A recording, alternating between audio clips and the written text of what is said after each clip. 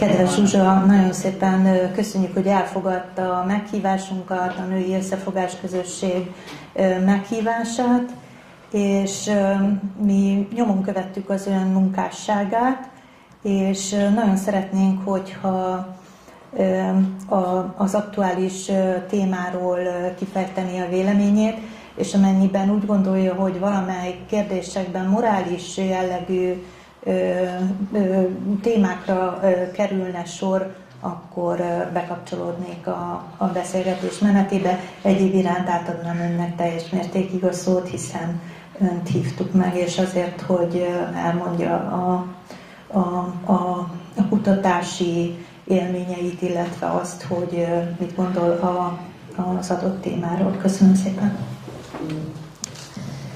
Köszönöm szépen. Hát ugye itt a jövőben mutató kérdésekről van szó, hogyan lehet visszahelyezni valami élhető, normális, a normalitás útjára azt a kisiklott világot, akár a politika, akár a társadalom egyéb kérdéseiről.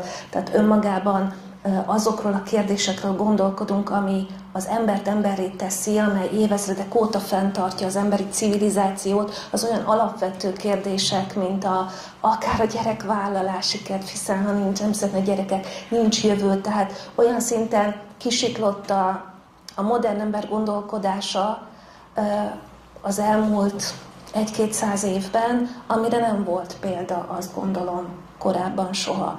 És akkor nyilván, ha elkezdjük nézni az okokat, hogy miért siklott ki, hogy mi történt, akkor óhatatlanul vissza fogunk jutni a transzcendens kérdéséhez, óhatatlanul vissza fogunk jutni a moralitás kérdéséhez. Ugye az én kutatásaim, amelyeket az elmúlt mondjuk nagyjából olyan 10 éve csinálok, és számos könyv jelent meg, elsősorban azzal foglalkozom, vagy azzal foglalkoznak ezek az írások, ezek a kutatások, hogy hogyan rabolják le gazdasági értelemben ezt az országot. Azért nem fogom most itt ismertetni, mert nagyon sok mondták, hogy ismerik többségében a könyveimet, meg az előadásaimat, tehát nem azt szeretném ismételni magam, inkább csak ilyen konklúzióként, hogy az, hogy egy ilyen metódus létrejöhet, egy ilyen pénzszivattyú rátelepedhet egy nemzet gazdaságára.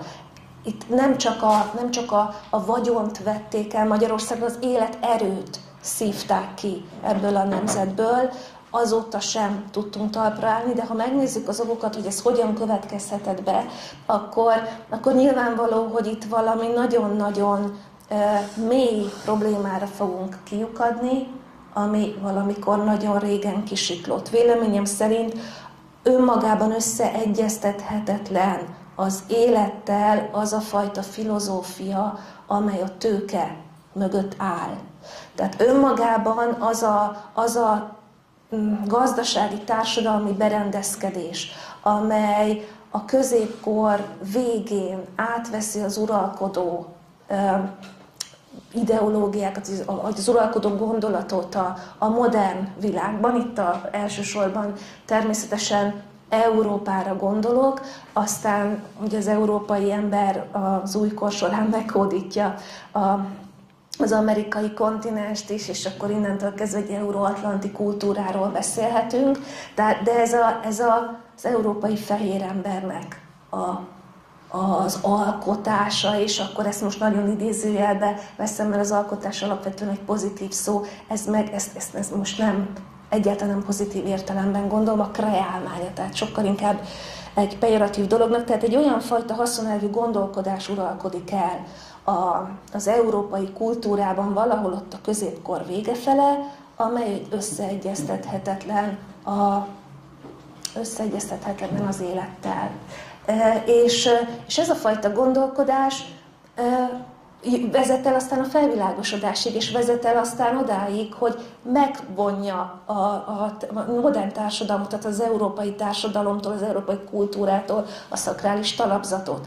A szakrális talapzatot, amely alapvetően tehát egy kulturális képződmény megint. Ugye azt szokták mondani, hogy zsidó-keresztény kultúra, én ezt nem szeretem, mert azt gondolom, keresztény lévén azt gondolom, hogy pontosan Jézus volt az, aki éppen annak a zsidó kultúrának mondott nemet, amely előtte 3000 vagy nem tudom hány ezer évig uralta azt a tétet. Jött Krisztus, és azt mondta, egy új szövetséget kötve az Istennel, hogy pontosan az az anyagelvű szemlélet, amely meghatározta ezt a világot, azt sokkal inkább elemelte a magasba, az égi felé, a morál felé.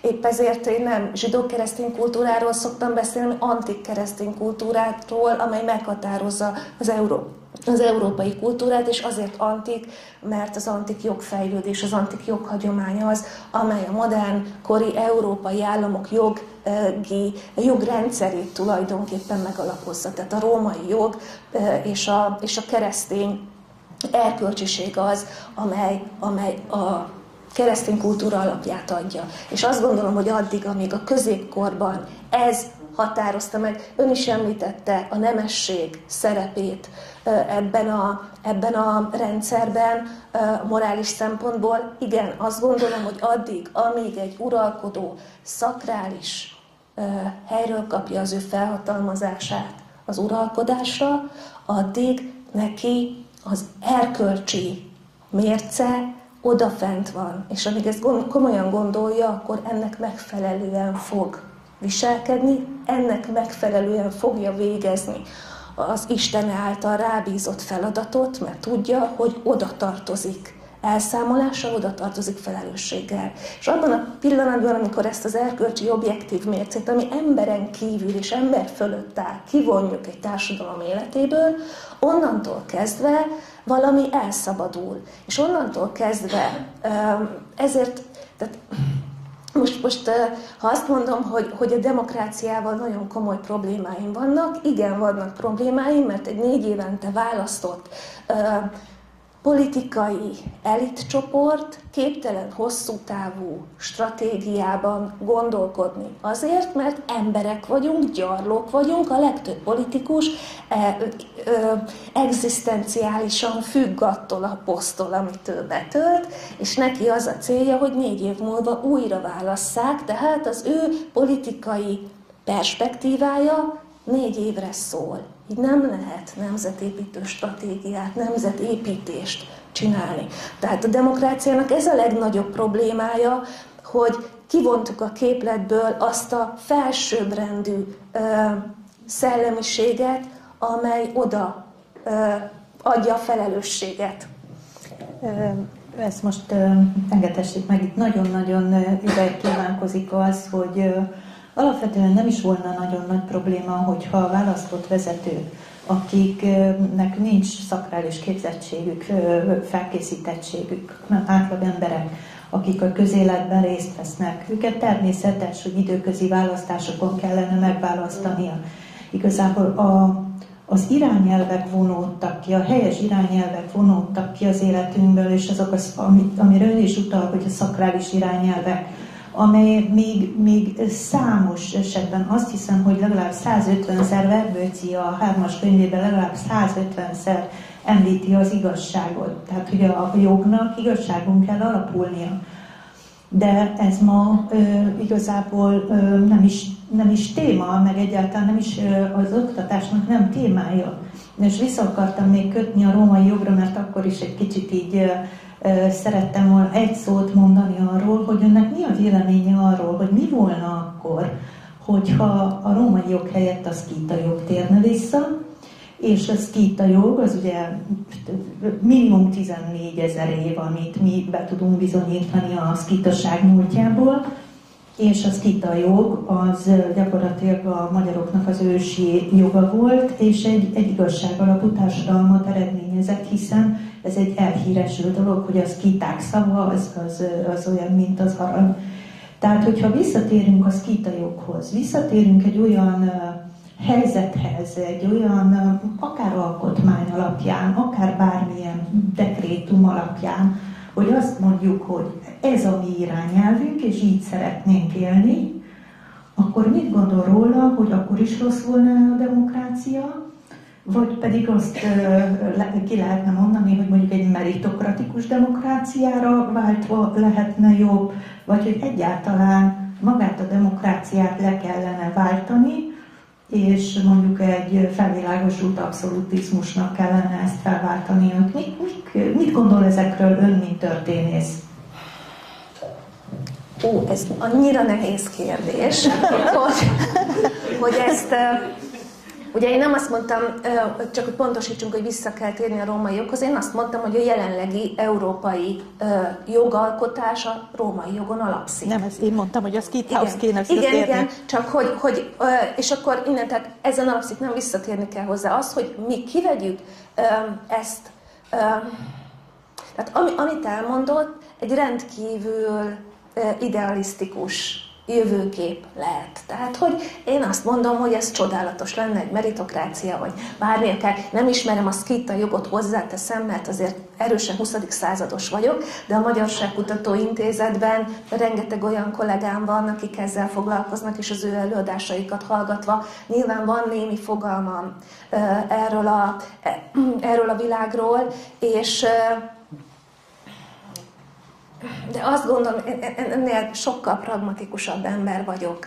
Nem lehet, tehát azt a 2000 éves civilizációs fejlődést, amelynek Magyarország is tulajdonképpen ott valahol a 9.-10. század környékén a része lett. Tehát 1100 éve minimum ez alapján az európai kulturális fejlődés alapján fejlődtünk, ezt nem lehet kivonni a képletből. Tehát én azt gondolom, visszatérni egy olyan gondolkodásmódhoz, ami a szkitákat jellemezte, az nem megvalósítható. Nincs meg az emberanyag. Nincs, meg egy olyan kultúra, tehát 1100 év történeti és kulturális fejlődését nem lehet kivonni a képletből egyetlen egy mozdulattal. Tehát nem lehet. Ez az 1100 év annyira determinál minket, hogy mi az európai kultúrkörhöz tartozunk, vallásilag is, gondolkodásilag is, de azt gondolom, hogy rendkívül erős az a előnyünk, hogy mi ebben az 1100 évben is kelet és nyugat határán voltunk. Hogy mi megőriztük a mondáinkkal, megőriztük tulajdonképpen a nagyon egyedi gondolkodásunkkal, és az részben a nyelvünknek is köszönhető, mert a magyar nyelv állítólag azt mondják okos emberek, hogy egészen más logikával működik, mint a legtöbb latin, szlovák vagy egyéb nyelvcsaládhoz tartozó nyelvek, és ez a sajátos logikai gondolkodás, ez hihetetlen előnyünk, és előnyünkre is fordíthatunk, mert sokkal kreatívabbak vagyunk, mint az európai átlag, azt gondolom. Tehát van egy nagyon nagy előnyünk abban, amit keletről hoztunk, de az, hogy mi visszatérjünk, én ebben tehát nem hiszem, hogy ez kivitelezhető. Magyarán csak azt akarom mondani, hogy egy olyan utat kell keresnünk, amivel meg tudjuk őrizni magunkat, meg tudjuk őrizni azt a mondani valónkat, amely csak a sajátunk itt Európában. Tehát ezzel a fajta tudásanyaggal, amiben mi ötvöztük keletet és nyugatot itt az elmúlt néhány ezer évben, szerintem ilyen tudásanyaggal rendelkező nép nem nagyon van Európában. Csak az a baj, hogy mi ezt nem tudjuk, soha nem tudtuk az előnyünkre fordítani.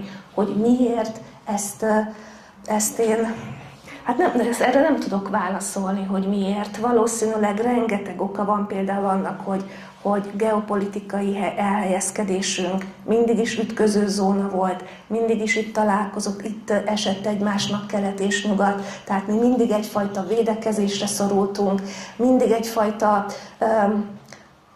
Visszatérve, ugye említettem, hogy a középkor végén kisiklik valami a gondolkodásban, az európai civilizáció, az európai kulturális gondolkodásban, ott is védbástyák vagyunk.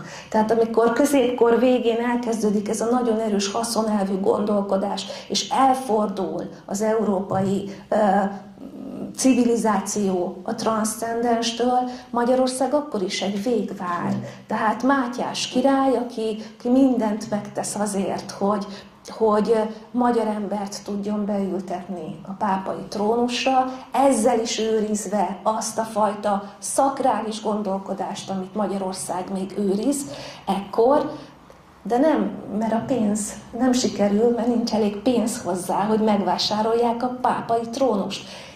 És ezt a 15. században járunk. És lehetett volna a római birodalomban is római császár. Azt igen, de azt is a német római császári trónt is pénzért vásárolták már ekkor. Tehát olyan szinten siklik ki a középkor végén, erre mondom, ez a haszonelvű, tehát megszűnik a szakralitás. A német római császári trón egy szakrális képződménynek kellene, hogy legyen, ehhez képest pénzért adják, veszik.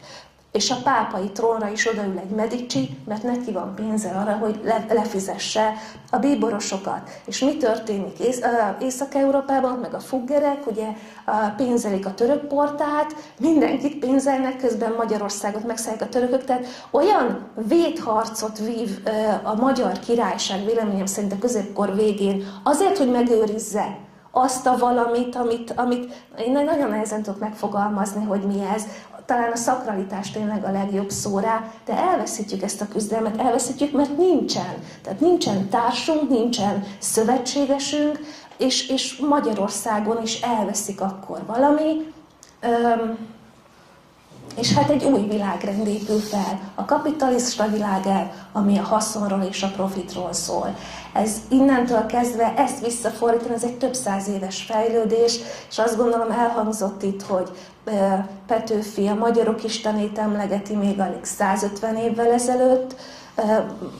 Hát igen, de ez már nem az a magyarok istene, tehát akkor már hol van az a szakralitás, amiről mi beszélünk és ami után vágyunk? Nincsen már. Van egyfajta nemzeti, patrióta gondolkodás, ami szent, és egyébként már az is elveszett. Tehát én azt gondolom, hogy jelenleg a legnagyobb esély arra, hogy bármit is visszaállítsunk. Nem a szakrális társadalmak visszaállítására van esély, szerintem erre először nem tudom, a tőzsdéket kellene meg a Wall Street-et kiiktatni a világból, tehát nem fogad, tehát reménytelen a dolog, de azt hiszem Henry Ford mondta azt, hogy öljétek meg az 50 leggazdagabb bankárt, és nem lesz többé háború. Nagyon jól hangzik egyébként, de az a helyzet, hogy az 50 leggazdagabb bankár megölése után a helyére lépne a következő 50. A 150 másik. Igen, tehát hogy egyszerűen reménytelen, tehát szakralitást visszahozni szerintem nem lehet ilyen értelemben, amit lehet viszont, és amiért én megfeszítve próbálok dolgozni évek óta, hogy a patrióta gondolkodást visszahozzuk. Tehát azt viszont vissza lehet. Tehát a nemzettudatot, azt, hogy a nemzeti büszkeséget, az, hogy mi magyarok itt Európa közepén igenis valami küldetéssel vagyunk itt, és nekünk feladatunk van, akár a szkíta örökséghez visszanyúlva is feladatunk van itt Európa közepén. Na, ennek a tudatnak a visszaállítására viszont van lehetőség. Most ezzel a gondolattal egy kicsit vitatkoznénk, amit az előbb mondott, hogy a patriotizmusnak van nagyobb esélye. Nekem az a meglátásom, hogy a szakralitás visszaállításának van nagyobb esélye, ugyanis a fiatalok körében a nemzeti öntudat az eléggé csekély szinten van. Ugyanakkor meglehetősen fejlettek spirituálisan, és azt is látják ma már, hogy az a fajta szakralitás, amit rájuk toltak, tehát a vallásokat elutasítják, az ateizmust elutasítják, a spirituális útvesztőben bizonyos értelemben tévelyegnek, de valahol nagyon-nagyon tiszta csápjaik vannak arra, hogy a szakralitás az messze fölötte van ennek az összes vallási elképzelésnek. És bizony pont a fiatalság, és bizony egy nagyon jelentős tömeg az, amelyik, hogyha megkapná megfelelő útmutatásokat, meg lenne az a megfelelő pillanat, és ezért soha ne becsüljük alá azt, hogy vannak isteni áldott pillanatok, és vannak isteni áldott helyzetek, amikor, ami lehetetlennek tűnik egyébként, az abban az adott pillanatban, azzal az adott személlyel, azokkal az emberekkel, akik erre hivatottak, végbe mehet. Tehát amikor a proféciákat, a hosszú ezer évekre visszamenőlegesen megnézzük a proféciákat, akár hogyha a 20. századi keresztény proféciákat is vesszük figyelembe, mindegyik arról szól, hogy innen Magyarországról fog az új világ új idója, mondhatjuk úgy, hogy az aranykori elképzelés elindulni. Tehát én így gondolom, de visszadom szót. Úgy legyen. Erre csak ezt tudom mondani. Nem tudom, tehát én mondom, ennél sokkal pragmatikusabb vagyok, és ráadásul egy olyan kort és egy olyan témát kutatok, ami rendkívül sötét. Tehát ami itt Katalin mondta, hogy a sátán korszakát éljük, az biztos, hogy az, amit én kutatok, egy olyan alvilági erőtér, ami nem ad okot számomra optimizmusra. Tehát fogalmam sincs, hogy lehet egy ilyenfajta gondolkodást gyökeresen kiírtani az emberből. Az ember gyarlóságának sajnos így vagyunk teremtve, nem hiába Isten képére lettünk teremtve, a szabad akaratot megkaptuk, szabad akaratunkban elvétkezni és gyarlónak lenni. Sajnos, tehát ha az ember megnézi az emberiség történelmét,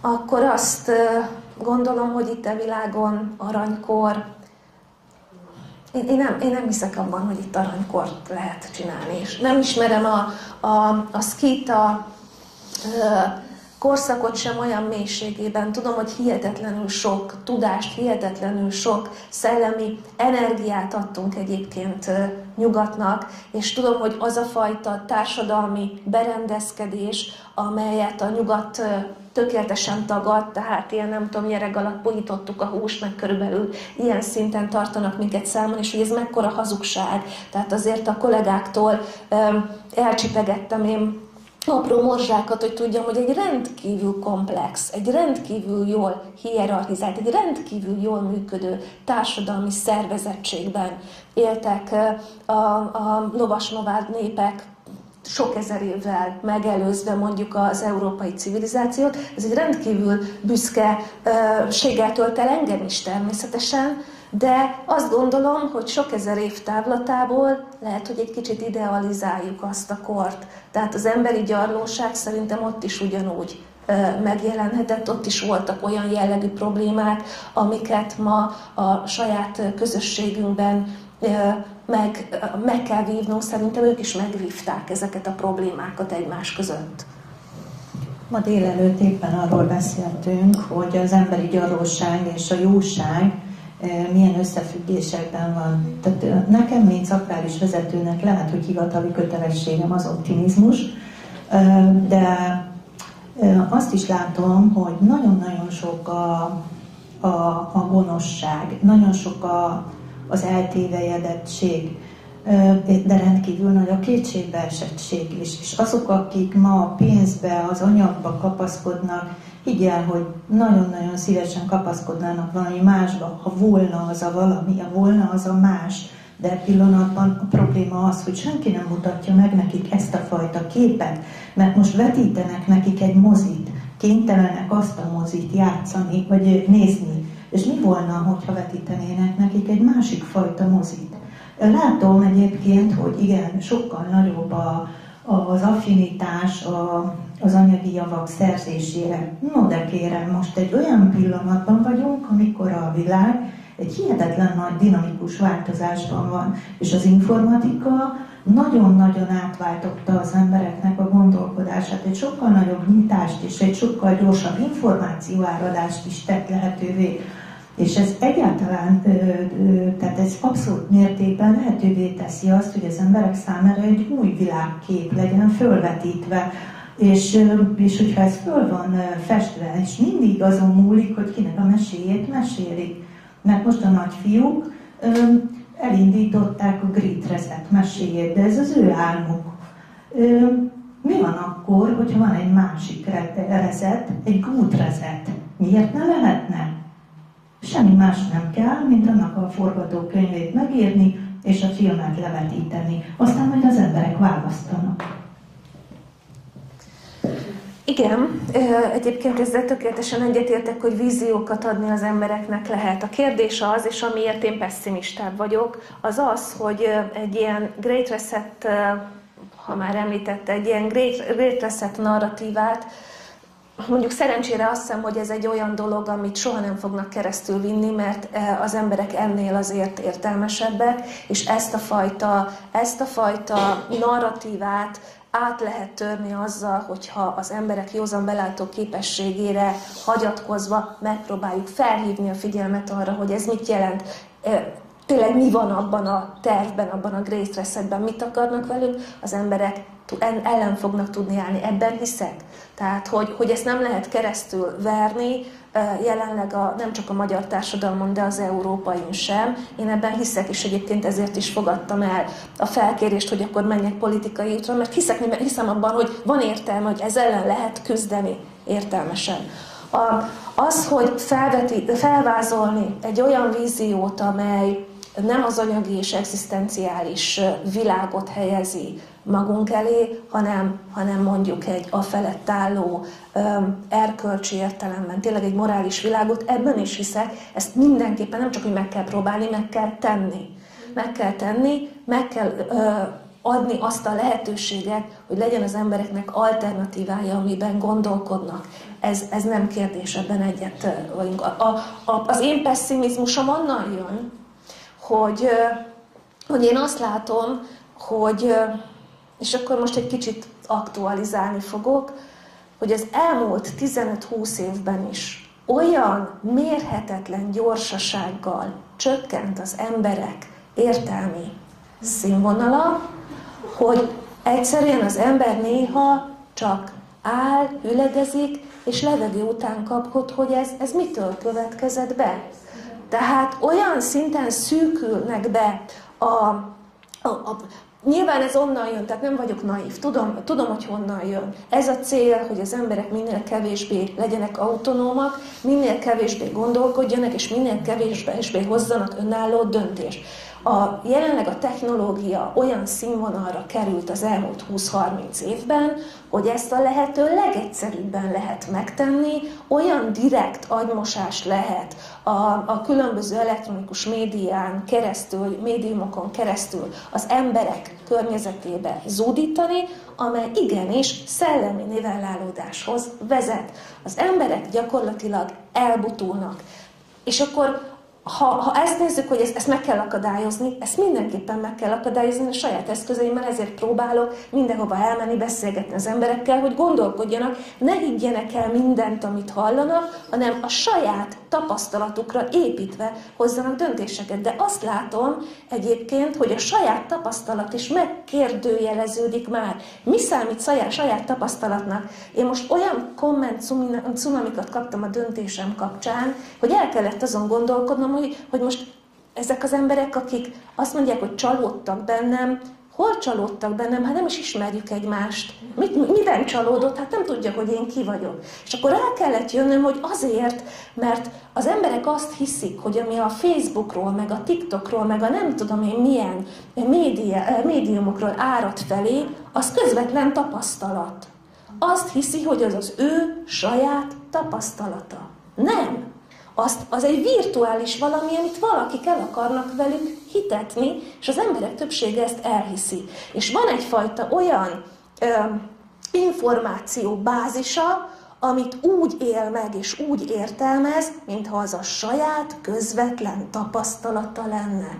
És innentől kezdve hogy várjuk el, hogy az emberek elkezdjenek nagyon hirtelen és nagyon gyorsan önállóan gondolkodni. Az információ bázissal van probléma, a bejövő információkkal, amik alapján ő az agyában elkezd rendszerezni. Már ott van a probléma. És akkor fölmerül a felelőssége minden olyan politikai elitnek, amely az elmúlt, nem tudom, 50-100 évben meghatározta a médiának a sorsát, a fejlődését, az irányát.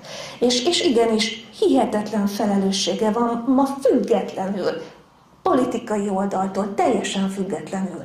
Minden egyes politikai pártnak, minden egyes szerkesztőségnek abban, hogy közvetlen és belátó visszatérve ez a 4 évente választásokhoz, rövid távú politikai céloknak alárendelve próbálják az embereket manipulálni, és senkinek nem érdeke, akármelyik oldalt nézzük, hogy az emberek önállóan gondolkodjanak. És hogyha ez a feltételrendszer adott, akkor én ebből hogyan tudok egy pozitív víziót fölvázolni az embereknek? Hol nem fog az én hangom elsikkadni abban mérhetetlen negatív információ áradatba és befolyásolásba és agymosásba, ami minden oldalról éri az embert. Tehát én ilyen szempontból vagyok pesszimista. Ebben egyetértünk, ilyen oldalról én is pesszimista lehetnék. Mégse teszem, mert hogy hiszek abban, mert ha nem hinnék, akkor nyilvánvalóan nem is tenném, amit teszek, hogy el kell jönni annak a küszöbértéket meghaladó tömegnek, amelyik megváltoztatja, és néha egy ember is egyébként, egyetlen ember megváltoztathatja a történelem menetét. Hát, ha még nagyon sokak csatlakoznak egy eszméhez, egy bizonyos eszméhez. Itt egyébként változás nem lehet elérni politikai értelemben, nekem ez a meggyőződésem, hiszen maga ez az egész politikai berendezkedés, amelyben jelen pillanatban élünk, vagyunk, az ennek a rezsimnek a része. Tehát abban a pillanatban, amint bejut parlamentáris keretek közé valaki, akkor sajnos ő neki meg kell felelnie azoknak a követelmények, azoknak a parlamentáris követelményeknek. Nem mondhatja úgy ki, azt ki, amit egyébként szeretne. És hát bizony, amikor bekerülnek a parlamentbe, akkor 1-2-3 év után nagyon gyakran előfordul, ha csak nem tényleg elkötelezett patrióták, hogy megváltozik a véleményük, valamivel meg tudják őket változtatni. Tehát van az a pénz, amiért tudnak helytelen döntéseket hozni, és gombnyomogató automatákká válni. Na most ez az, amire azt mondom, hogy persze ez így teljesen igaza van, hogy akkora az információ cunami, akkora az a hihetetlen nagy ellenszél, de szakrásvezetőként tudva azt, hogy a dolgok hogy működnek, energetikailag hogy működnek, én ennek mindig örülök. Tehát amikor azt látom, hogy nagyon rossz, az nagyon jó, mert pont az fogja kiváltani az emberekből azt a végtelen ellenérzést, amit ön is említett, hogy nem fogják tudni a grétrezetet keresztülvinni, mert ez már túl van azon a tűrő képességen, amit egyébként az emberek elviselnének, de ők viszont minél inkább ellenkeznek, annál jobban tolják, minél jobban tolják, annál jobban ellenkeznek, és akkor kell nekik valami, amiben megmutatjuk, hogy na, nem arra kell menni, hanem arra. És gyakorlatilag nekünk, magyaroknak, magyarságnak, hogyha abban az új világkép felvázolásában van egy víziónk, egy előképünk, amelyet fel tudunk vázolni a világ számára, és emögé egységesen tudunk tömörülni, vagy hát legalábbis nagy tömegben tudunk tömörülni, abban a pillanatban akkora vevő közönség lesz, hogy el se hiszik, hiszen az emberek ki vannak éhezve a normalitásra, a jóra, az igazságra. Lásd például most ezt a Magyar Péter jelenséget, hiszen ez a Péter gyerek még az ég egyat a világon semmit nem tett le, mégis ott állnak mögötte már vagy 200 000. És ezt a Magyar Péter szagát, ezt mindenki ismeri, már kívülről fújja. Egész egyszerűen azért, mert már elegük van a múltból, és most teljesen mindegy, hogy az amerikaiakról, a németekről, vagy a franciákról, vagy a magyarokról beszélünk, mert mindenki torkig van a rezsimmel, csak nincsenek elképzeléseik arról, hogy ebből hogyan lehetne kimászni. Tehát, hogyha mi itt egyébként a Szakrás Magyarországban azt az elvet valljuk, hogy egy példát kell mutatni, és mi mutatjuk is egyébként a példát, mert egy példaértékű közösséget képzünk. Hozzánk nem olyan könnyű bejutni, jól meg vannak rustálva, amikor bejutott, akkor nagyon gyorsan, és nem úgy viselkedik, nagyon gyorsan ki lehet innen jutni, ennél fogva aztán minden vagyok, csak nagyságos asszony nem. De ez nem probléma, mert a minta akkor is megterem. És hogyha megterem a világ számára is egy mintázat, akkor szakrális értelemben ez a mintázat végig fog menni. Ez olyan, mint a 100. majom esete. Hogyha egy vagy két vagy három ember mondogat vagy fest föl valamit, annak nincs jelentősége. De hogyha 1000, 10.000, 100.000, 10 millió, akkor annak a 10 milliónak a mintázata egész egyszerűen beleíródik a térbe, és a tér reagálni fog erre, és gyakorlatilag az a vonzás be fog indulni. Ezek szakrális energetikai tudások, és ez adja számomra a pozitív gondolkodás alapját, mert minden, ami egyébként tény alapon, pragmatikusan értelmezhető, az minden ellene van. Viszont tehát én nem őrült vagyok, nem bolond vagyok, aki nem tudom, hogy most hova megyek, hiszen nem ok nélkül nem mutatom magam, hanem azért, mert pontosan tudom azt, hogy mennyi az ellenség, milyen az ellenség, és nem fogok céltáblát rajzolni a homlokomra. Miért tenném? Semmi értelme nincs ahhoz, hogy valaki valamiben vagy valahogyan tudjon segíteni, annak élni kell, ugye? Élve kell maradni, és egy népnek is élni kell élve kell maradni. És amit ön még itt felvetett, hogy nem is érti, hogy miért jutottunk mindig erre a sorsra, mert hogy ütköző zóna voltunk. Nekem az a meglátásom, hogy azért jutottunk mindig oda, mert soha nem tudtunk egységre jutni. Nem tudtunk egy egységes elv mentén odaadóan működni. Most viszont adva van a lehetőség, hogy a kis emberek, nem a nemesi kiváltságok és elvek mentén, hanem a kis emberek tömegei tudnak egy egységbe rendeződve, egy eszme mentén együtt menetelni, akkor van arra lehetőség, hogy ezt a mintázatot felmutassuk, amit aztán utána bárki tud másolni a világban. De hát ez a szakrális lételveknek az idealisztikus világa a jelen realitásával szemben. Igen, épp ezt akartam, hogy tényleg nagyon szép, és nem tudok belekötni abban, amit mondok, mert úgy legyen tényleg, de hogy én ennél, ez nem, valószínűleg nem pessimistább vagyok, hanem realistább, azt hiszem sajnos. Soha, tehát a kisember a tömegeit soha nem fogjuk tudni, véleményem szerint, ilyen irányba mozdítani, mert a kisember, amint tömeggé válik, a tömegpszichózis, a tömegpszichológia fogja uralni. A tömeg az soha nem az egyéni emberek, az egyének összessége, hanem az egy új identitásképző elem, a tömeg. És a tömeg, hát azért ennek elég komoly pszichológiai, nem tudom, tanulmányhegyek vannak mögötte, politikai és pszichológiai elemzések, hogy a tömeg abban a pillanatban, amikor tömeggé válik, abban a pillanatban nem az egyes emberek legjobbját hozza ki, hanem a legalját. És a tömegszuggeszió viszi az embereket. Tehát a Magyar Péter jelenség számomra ijesztő. Tehát számomra nem azt mondja, hogy az emberek tömegeinek Magyarországon elege van az establishmentből, ez tény, hogy elege van, hogy van is oka rá az elmúlt 34 évben, akkorát csalódhatott a mindenkori establishmentben, hogy ihaj. De a Magyar Péter jelenség nem azt mutatja, hogy ez a tömeg, ez a kisemberek tömege ésszel gondolkodva, racionális gondolkodás mentén eljut oda, hogy jobbat akar, hanem arról szól, hogy ez a tömeg hiszterizálható.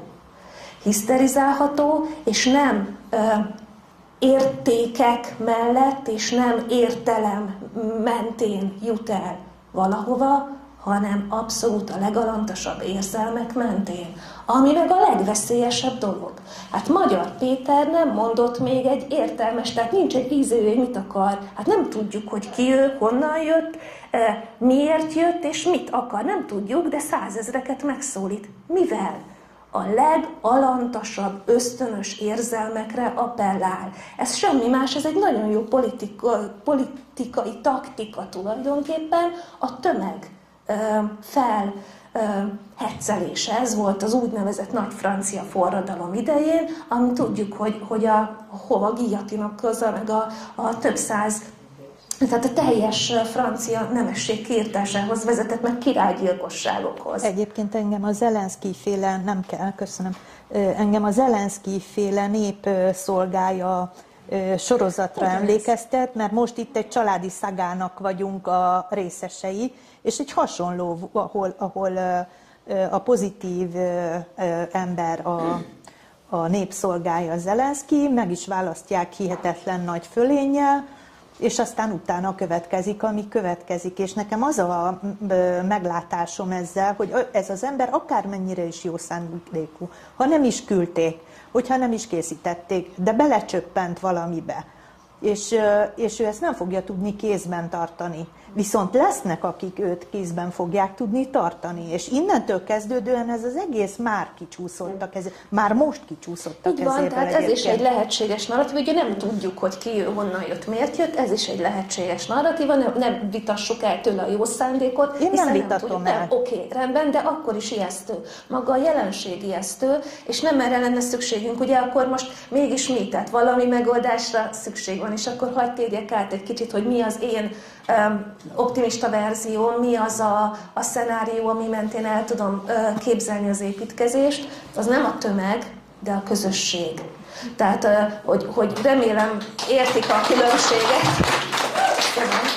Tehát a közösség építése az igen. Először a kis közösségek, de abszolút, tehát, hogy annyifélék vagyunk, tehát nem tömegben kell gondolkodni, ezek a kis közösségek autonóm módon, hát a Bibó fogalmazta meg a szabadság kisköreit, valami hasonlóra gondolok, alulról jövő közösségépítések, és ezek a közösségek tudnak bizonyos célok érdekében összekapcsolódni, összefogóckodni, együtt mozogni, közös célokért, közösen fellépni. De ez nem a tömeg, ez tényleg az és egy közösség viszont. És ez a minta, ezek a kis mintaadó mezők. Ez az, amit azért tapsolták meg önt, mert egész délelőtt erről beszéltem, hogy ahogy nem a megvilágosodást kell keresni, hanem a boldogságot, és hogyha a boldogságot keressük, akkor tulajdonképpen eljutunk a megvilágosodáshoz, de sokkal egyszerűbben, könnyebben, mert a közösségi érzés, a sensus communis, az embert olyan hihetetlen magasságokba és boldogság élményhez juttatja, hogy nem kell hozzá hetekig, hónapokig mantrázni, meg nem kellenek hozzá semmiféle gyakorlatok, a közös ásásos, a közös különféle rendezkedések, tolfosztás, kutyafüle, minden, ezek sokkal-sokkal nagyobb közös élményeket nyújtanak, és sokkal hamarabb kovácsolják össze a közösséget, és nálunk jó közösség működik. Tehát olyan példaértékű közösség működik, amit nyugodtan elmondhatok akár nyilvánosan is, hogy itt emberek úgy adnak oda egymásnak millió forintokat kézből kézbe, hogy megvegyünk közös ingatlanokat, ami még csak nem is az ő nevén lesz adott esetben, hogy ezt nem csinálják meg máshol. És mindenki tudja, hogy ez ennyit adott, ő annyit adott, ő neki ilyen és ezt nyilván van valamilyen szinten tartva, de ez manapság elképzelhetetlen, hogy ilyen szintű bizalom legyen, hogy mondjuk két embernek a nevére megvesznek 21 ingatlant, azért, hogy legyen egy közösségi tér, amiben benne vagyunk. Mert nyilván 20 tulajdonossal kezelhetetlen egy tulajdoni lap, ezt mindenki tudja, és ezért olyan embereket választunk, akinél a család nem zűrös meg, tehát nem 826 örökössel kell számolni adott esetben. De hát ez szerintem már önmagában egy fantasztikus, és ezért tapsolták meg önt, mert ez a közösség már tényleg közösségként működik. Tehát mi nem csak beszélünk dolgokról, hanem mi amikor vetni kellett, vetettünk, amikor művelni kellett, műveltünk, és most már lassan eljutunk az aratás szintjére, és nagyon sok mindent letettünk, és mi most már meg tudjuk mutatni a saját példánkon keresztül, hogy gyerekek, higgyétek el, ez működik. De csak úgy, hogyha levetkőzitek az ént, az egót, és a kölcsönös bizalom működik. Hát sajnos ez a legnehezebb. Igen, viszont csak így lehet küzdeni, tehát abban a pillanatban, amikor ezek a közösségek elkezdenek, ez lehet egy falu közösség, lehet egy egyház közösség, bármi, egy városszépítő közösség, tehát hogy bármilyen közösség, abban a pillanatban, amikor az emberek elkezdenek így közös célokért alkotni, dolgozni, például már nincs idejük a Facebook előtt ülni, a Facebook elidegenít, tökéletesen, és befolyás, és meg mondtam, nem közvetlen tapasztalatokat ad, de egy közösségi térben való együttműködés, az saját, kézzelfogható tapasztalatot ad az embernek, és egészen másképp fogja látni a világot, és onnantól fogva nem fogja azt gondolni, hogy csalódott valakiben, akit nem is ismer, nem tudja a motivációit. Tehát, hogy nekem ez... És itt napról napra vizsgáznak az emberek egymás előtt? Így van, tehát ez egyébként már is egy rajtam kívül álló morális mérce. Tehát egy közösségnek az elfogadása, a közösségnek a tisztelete, az már egy olyan megerősítés, amely nyilván a jót fogja előhozni belőlem, mert vágyni fogok erre. Tehát ez is egy alapvető pszichológiai dolog, és nem véletlen, hogy mindenfajta autonóm közösségnek a működését a lehető, tehát bármilyen hatalom legyen hatalmon, az akadályozza. Tehát nem véletlen, hogy 2010 után én értem a logikát, hogy miért kellett szétvenni például a polgári köröket. Politikai, hatalomtechnikai szempontból én ezt értem, de mint egy hazafi, mint akinek egyetlen egy célja van, hogy ez a nemzet, ez emelkedjen, hogy ez az ország valami, tehát egy jobb sorsot tudjon magának, biztonságot, egy jól érhető, békében, szeretetben élő közösség, nemzeti közösség legyünk, tehát egy ilyen felelős állampolgár szemszögéből érthetetlen a döntés, mert az jól működött. De van az a pénz, amiért meg lehet hozni. Azért mondom, hogy a rövidtávú politikai érdek fölülírja, az a mindenkinek, nem csak Magyarországon, a teljes modern világban az a cél, hogy az emberek elidegenedjenek egymástól, mert abban a pillanatban ez megtörténik, tömegként, masszaként lehet őket kezelni, befolyásolni, hiszterizálni, érzelmi alapon irányítani. És nyilvánvaló, itt korábban fölmerültek a különböző kultúrák közötti különbségek. Nyilvánvaló, hogy ez a fajta társadalombomlasztás, ami az modern európai fehér embernél bekövetkezett, ezt más kultúrkörökben nem biztos, hogy meg lehet. Ilyen szinten próbálkoznak vele, de sokkal nehezebb, sokkal lassabban fogják keresztül vinni. Például az iszlám világban sokkal nehezebb, mert ott az emberek, meg az egész államszervezet szakrális alapon áll. Tehát ezt a fajta közösség elleni bomlasztást, de ezt velünk meg tudják csinálni, de más kultúrkörökben ezzel a technikával valószínűleg nem fognak sikert aratni. Mi lesz ennek a következménye? Az, hogy a mi civilizációnk elveszíti minden védekező képességét, tökéletesen kiszolgáltatottá válik, és akkor nem feltétlenül a Great Reset fog bekövetkezni, hanem az ő narratívájukkal is teljesen szöges ellentétben egy olyan felfordulás lesz a világban, a civilizációk összecsapása, amiben a mi szkíta, keresztény bármilyen hagyományaink el fognak veszni, és majd csak a néhány száz év múlva különböző mesefoszlányokban esetleg még a magyar népmese elemeit majd föl lehet, mint kuriózumot amennyiben fedezni. Még fellelhető lesz néhány könyv. Hát amennyiben. Mert igen, most már ez is, a könyvtárak felszámolása is folyamatban van. Iszonyatosan veszélyes az a dolog, ami történik, de én azt gondolom, és ezt tényleg hiszem, hogy ezt meg fogjuk tudni akadályozni. És meg is kell akadályoznunk azt, hogy egy aranykor tudunk elni, abban nem hiszek, az aranykorban sajnos nem, de legyen úgy, hogy eljöjjön az is. Most hozzáteszem, hogy amiről beszélek, aranykor, az nem azt jelenti, hogy az egész bolygón mindenki számára, mert hogy lesz itt megosztottság, lesznek olyanok, akik a Good Reset irányába akarnak elmenni, és lesznek olyanok, akik megmaradnak a maguk fejlődési ívén.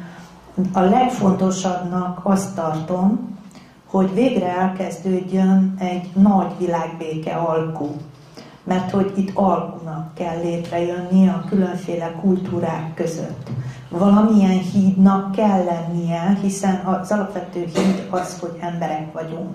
és hogy van egy közös bolygónk, és szeretnénk prosperáló, normális életet élni rajta. Ebben azt gondolom, hogy az összes kultúra egyetért, függetlenül az ideológiai ellentéteitől.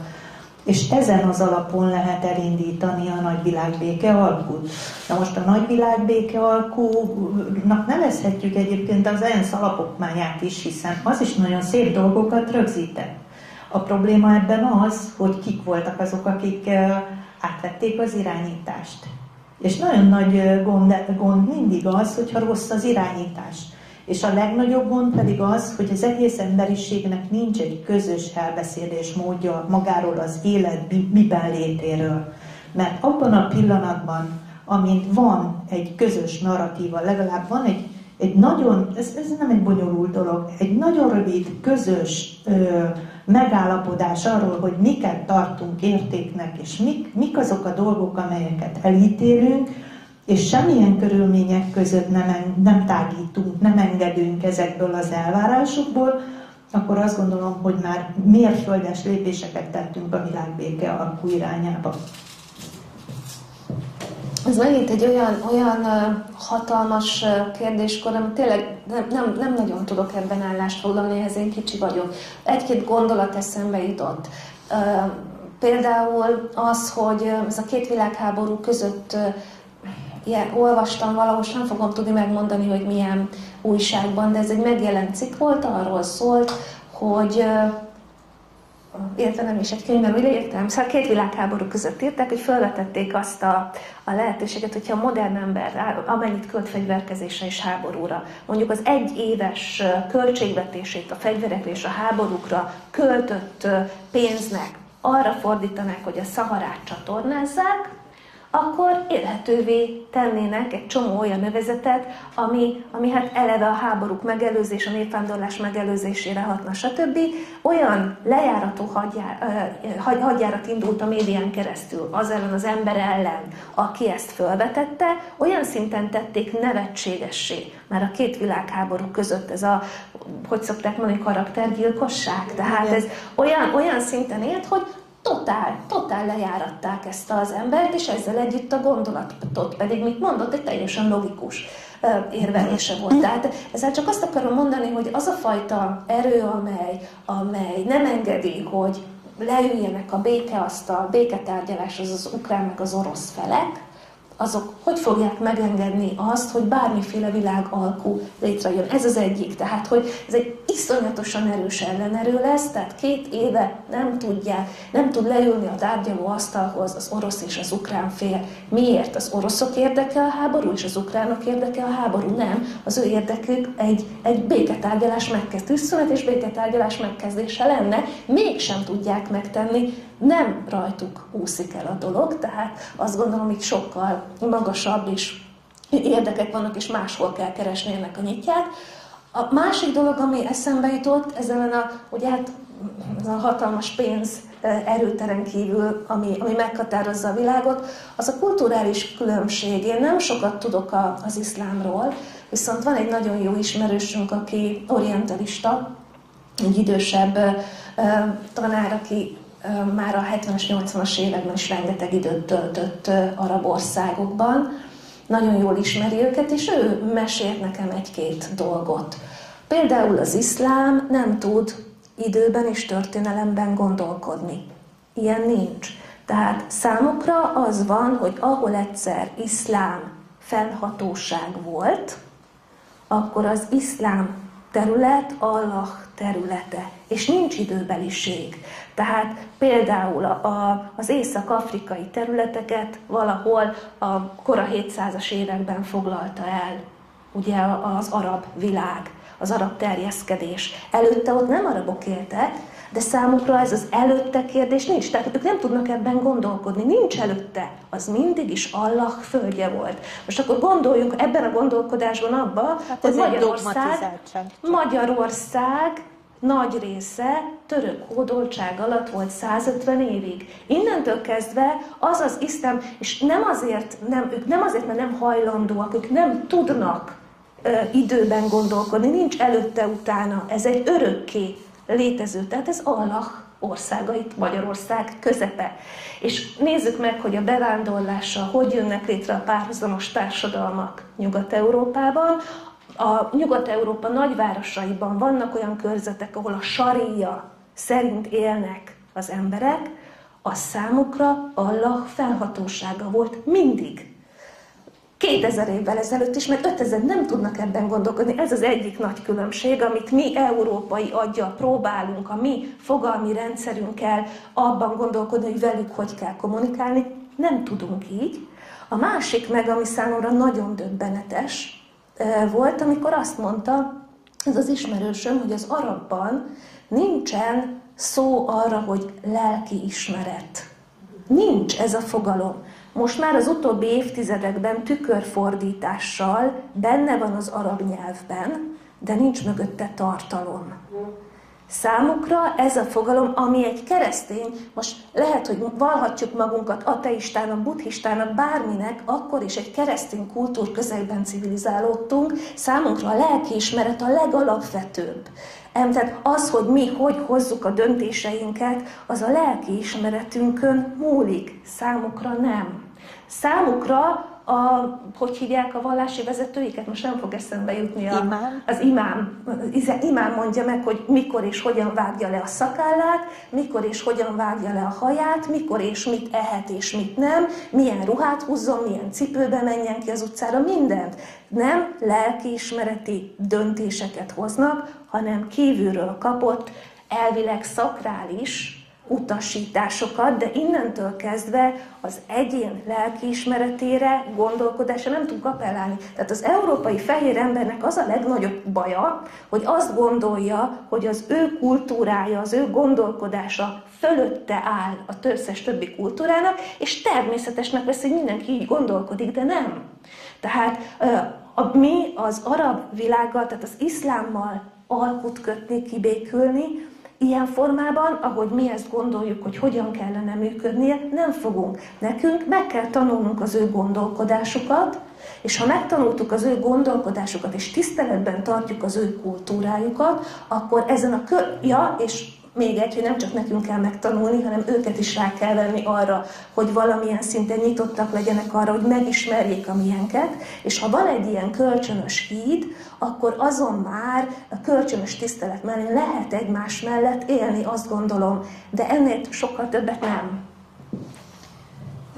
Azt gondolom, hogy egyrészt ők rendkívül dogmatizáltak és hipnotizáltak. De ez nem jelenti azt, hogy nem lehet velük konszenzusra jutni. Az iszlám híveknek a legnagyobb problémájuk a fehér civilizációval, az európai emberrel a romlottság. És a keresztény vallásban, illetve magában a vallási hierarchiában, magában a rendszerben fellelhető romlottság. Nyilván van egy olyan fajta kijelentésük, hogy az övék az egyedüli és igaz hit. Na de ez egy viszonyítás volt már akkor 600-ban, 660 környékén, amikor Mohamed alapította a vallást, hiszen már akkor egy romlottság irányába ment el az eredendően tiszta, szeretett vallás. És ő ahhoz viszonyítva állapította meg azt, hogy az övé az igaz hit.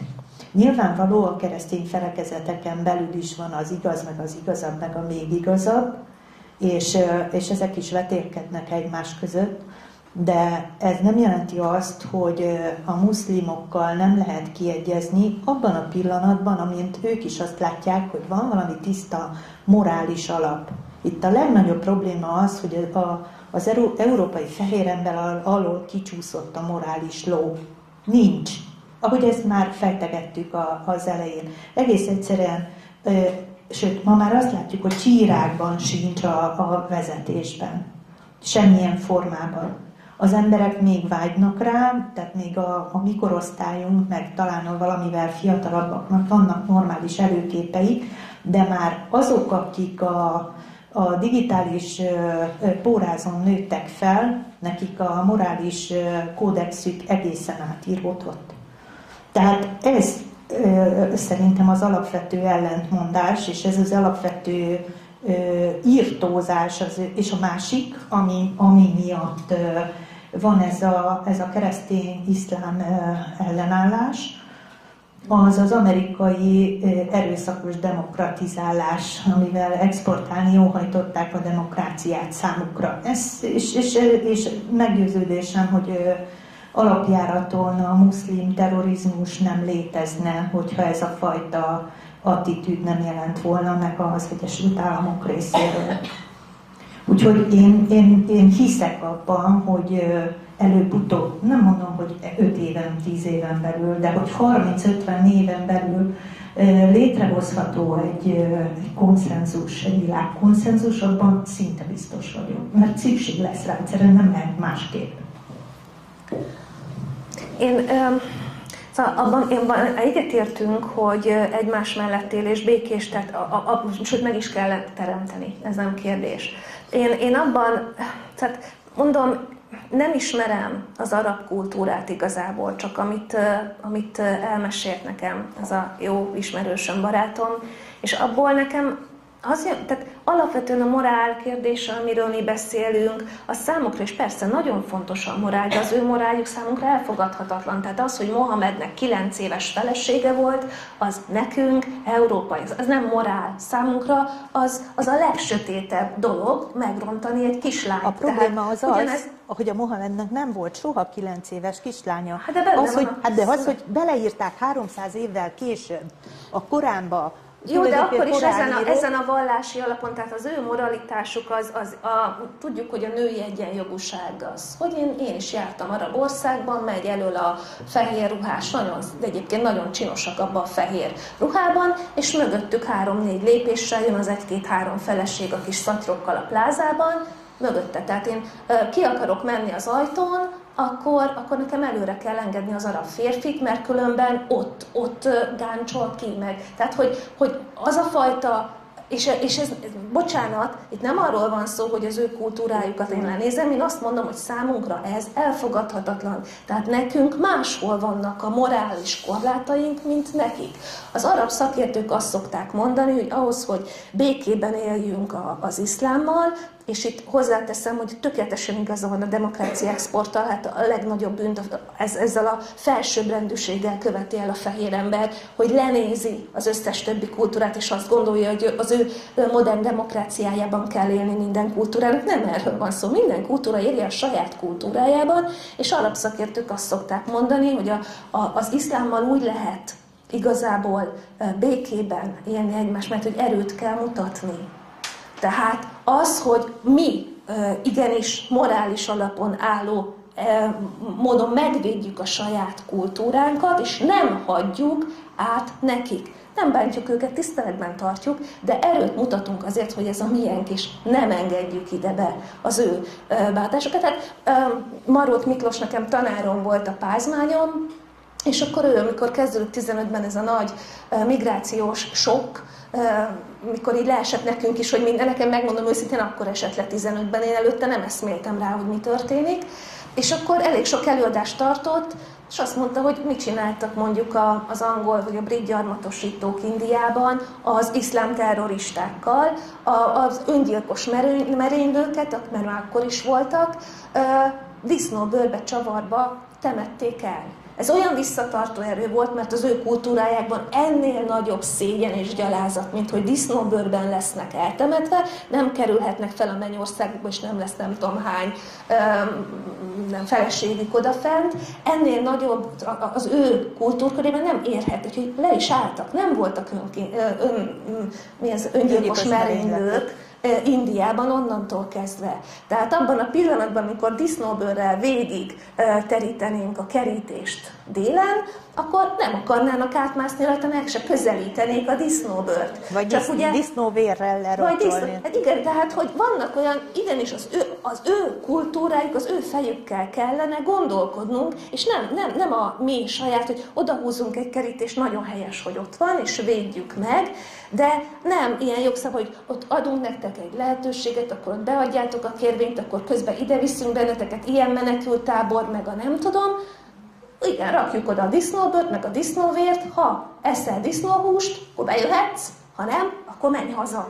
Tehát, hogy nagyon brutálisan hangzik, és nagyon törzsinek, és nagyon primitívnek, de hát ezt értik, tehát így kell erőt mutatni ahhoz, hogy a mi civilizációnk a miénk, és nem préda. És nem préda. Tehát na ez az, amit az európai fehér ember például nem ért meg, és nem tesz meg, hogy a saját kis köreiben gondolkodik, mert magasabb rendűnek gondolja, mint a többit. Egyébként meggyőződésem, hogy Magyarország ezeket meg is tenné a saját kútfőjéből, és ha rá lenne bízva.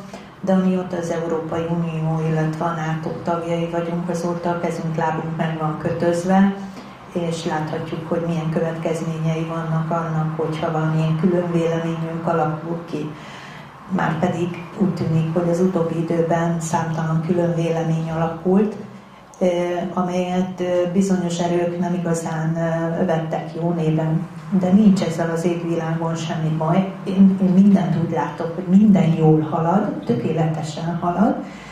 Akármennyire is riasztó és rosszak azok a hírek, amik jelen pillanatban vannak, ez pont mind kell ahhoz, hogy a végén az a szikra megjöjjön, a szikrához az indító erő, az a spiritus az emberekbe összegyűjjön, mert maguktól nem.